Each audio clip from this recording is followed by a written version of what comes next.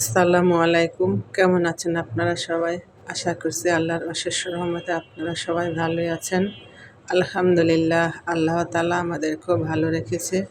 প্রতিবারের মতো আজও নতুন একটা ভিডিও নিয়ে আপনাদের মাঝে হাজির হলাম। আশা করি আমার আজকের ভিডিওটা আপনাদের কাছে ভালো লাগবে। আমার ভিডিওটি যদি ভালো লাগে আশা করি আমার সম্পূর্ণ ভিডিও জুড়ে আপনারা আমার পাশে থাকবেন। আর এই তো সকালের নাস্তা দিয়ে ভিডিওটি শুরু করলাম। সকালে ঘুম থেকে উঠেই অফ ক্যামেরায় ফ্রেশ হয়ে নিয়েছি। এরপরে এই তো নাস্তা বানিয়ে আমার ছেলেকে খাইয়ে নিচ্ছি। আর আজকে একটু দেরি করে উঠেছি, কালকে খুব ব্যস্ত ছিলাম, অনেক দৌড়াদৌড়ি করেছিলাম। সকালে ঘুম থেকে উঠতে একটুও ভালো লাগতেছিল না, তাই একটু দেরি করে উঠে তারপর নাস্তা বানিয়ে এই তো মা ছেলে মিলে খেয়ে নিলাম।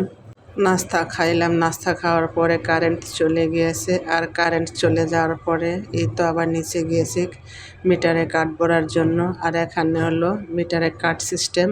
এরপরে মিটারে কাট ভরে এই তো দুপুরে রান্না বান্না শুরু করে দিয়েছি। আর রান্না করতে একদমই ভালো লাগতেছিল না, তারপরে কি করব, রান্না তো করতেই হবে। এদিকে রান্না বসিয়ে আমি আমার বেডরুমটাকে গুছিয়ে নিচ্ছি। ভিডিওর শুরুতে আমার আপুদের কাছে একটা রিকোয়েস্ট করে নিচ্ছি, যারা আমার ভিডিওটি দেখছেন প্লিজ আমার ভিডিওতে একটা লাইক দিয়ে ভিডিওটি কন্টিনিউ করুন, কারণ আপনাদের একটা লাইকে ভিডিওটি আমার আরও অসংখ্য মানুষের কাছে পৌঁছে দেবে। আর আমার কথার মধ্যে কোনো ভুল ত্রুটি হলে আমাকে ক্ষমা করে দেবেন। আর আমার ভিডিওর কোনো অংশ যদি ভালো লেগে থাকে প্লিজ আমার চ্যানেলটি সাবস্ক্রাইব করে আমার পাশে থাকবেন।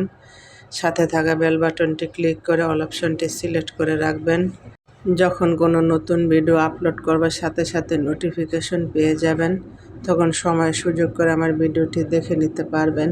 আর যারা অলরেডি কাজটি করে নিয়েছেন সবাইকে অসংখ্য ধন্যবাদ।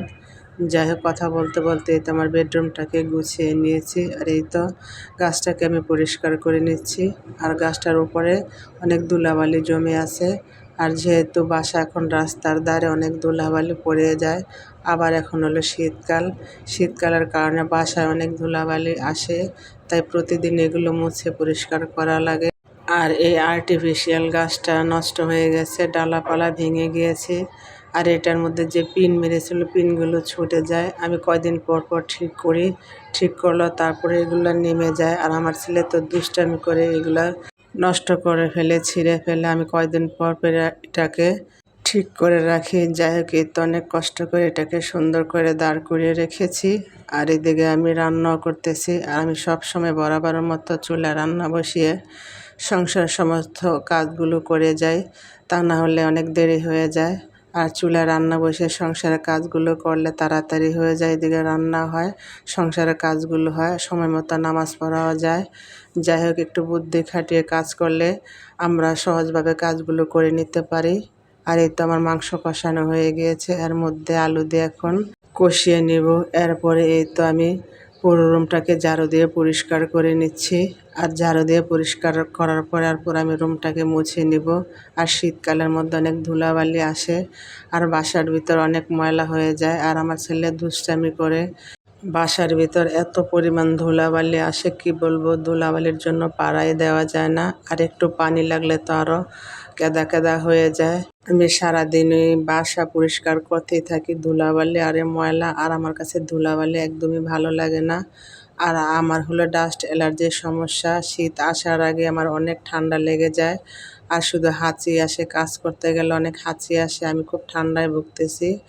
আমি যত সম্ভব সব কিছু পরিষ্কার পরিপাটি করে রাখার চেষ্টা করি। আর পরিষ্কার পরিপাটি না থাকলে আমার কাছে একদমই ভালো লাগে না, সব কিছু এলোমেলো লাগে, অগোছালো লাগে, অশান্তি লাগে, মনের ভিতর কোনো শান্তি লাগে না। আমার যত কষ্ট হোক আর যত কিছু সমস্যা হোক না কেন, আমি আমার সংসারটাকে পরিষ্কার পরিপাটি করে গুছিয়ে রাখার চেষ্টা করি। আর যারা পরিষ্কার পরিপাটি থাকতে পছন্দ করে, তারা শত কষ্টের মাঝেও নিজেকে পরিষ্কার পরিপাটি রাখে, সংসারটাকে পরিষ্কার পরিপাটি করে গুছিয়ে রাখে। আর আমি ভিডিওতে ভয়েস দেওয়ার সময় আমার আশেপাশ থেকে অনেক নয়েজ চলে আসে, প্লিজ সবাই ক্ষমা সুন্দর দৃষ্টিতে দেখবেন। আর যেহেতু এখন মেন রোডের পাশে আমার বাসা, গাড়ির শব্দ চলে আসে, প্লিজ সবাই ক্ষমা সুন্দর দৃষ্টিতে দেখবেন। যাই হোক, এই তো আমার তরকারিটা কষানো হয়ে গেছে, এর মধ্যে ঝোল দিয়ে দিয়েছি। ঝোল দেওয়ার পরেই তো এখন আমি ঘরটাকে মুছে পরিষ্কার করে নিচ্ছি। আর আমি ঘর প্রতিদিনই মুছি। আমার বাসায় কিন্তু বেশি লোকজন নেই। আমার এক ছেলে মাদ্রাসায় পড়ে, আর এক মেয়ে আমার বাবার বাড়িতে থাকে, আর ছোট ছেলে আমার সাথে থাকে। তারপর আমি প্রতিদিন ঘরটাকে মুছে পরিষ্কার করে রাখি। আর ধুলাবালির কারণে বাসা অনেক অপরিষ্কার দেখা যায়, আর একটু পানি লাগলেই অনেক ময়লার দাগ পড়ে যায়। সেজন্য এখন প্রতিদিনই ঘর মোছা লাগে। আমি প্রতিদিনই ঘর মুছি, আর দিনে মুছতে না পারলে আমি রাতে মুছে পরিষ্কার করে তারপরে ঘুমাতে যাই। যাই হোক, এরপরে এই তো কাপড়গুলোকে এখন ভাঁজ করে নিচ্ছি। আর আমি এই কাজগুলো যে করতেছি, আমি কিন্তু চুলায় রান্না বসে সংসারের সমস্ত কাজগুলো করতেছি। আর এভাবে কাজ করলে আমাদের কাজগুলো সহজে হয়ে যায়, সময় মতো সব কিছুই হয়ে যায়। এদিকে রান্না বান্নাও হয়, বাচ্চা কাচ্চাও সামলানো যায়, সঠিক সময়ে নামাজ রোজাও করা যায়। তাই আমরা নারীরা একটু বুদ্ধি খাটিয়ে সংসারের সমস্ত কাজগুলো করলে সব কিছু সহজে করে নিতে পারি। যাই হোক, কথা বলতে বলতে তো আমি কাপড় চোপড়গুলোকে ভাঁজ করে গুছিয়ে নিচ্ছি। আর কাপড় চোপড় যতক্ষণ ভাঁজ না করবো ততক্ষণ মনে হয় ঘরটা অগোছালো দেখা যায়। যখন এগুলোকে ভাঁজ করে জায়গায় রেখে দিব, তখন ঘরটা অনেক হালকা পাতলা হয়ে যায়। যাই হোক, আমার ভিডিওটি ভালো লাগলে লাইক করবেন, কমেন্ট করবেন, শেয়ার করবেন। আপনাদের ভালো কমেন্ট আগামী নতুন ভিডিও বানানোর উৎসাহ যোগায়।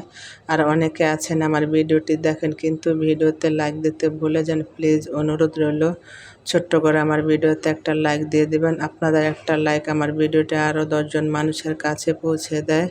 আরও অনেক কষ্ট করে আপনাদের জন্য ভিডিও বানাই। একটা ভিডিও বানাতে অনেকটা কষ্ট হয়, তাই আমার কষ্টের কথা বিবেচনা করে আমার পুরো ভিডিওর অংশ জুড়ে থাকবেন। কেউ ভিডিওটি টেনে টেনে দেখবেন না। যাদের আমার ভিডিও ভালো লাগবে তারাই আমার ভিডিও ভালোবেসে দেখবেন। হয়তো দেখতে দেখতে ভালো লেগে যেতে পারে, আর ভালো লাগা থেকে ভালোবাসা সৃষ্টি হয়ে যেতে পারে।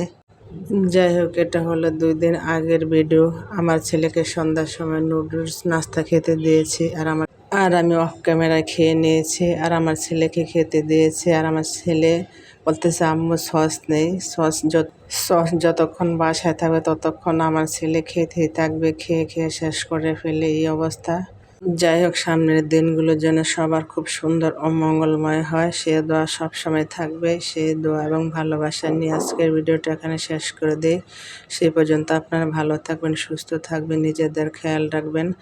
আমি ও আমার পরিবারের জন্য দোয়া করবেন। আমিও সবার জন্য দোয়া করি। আল্লাহ হাফেজ। আসসালামু আলাইকুম।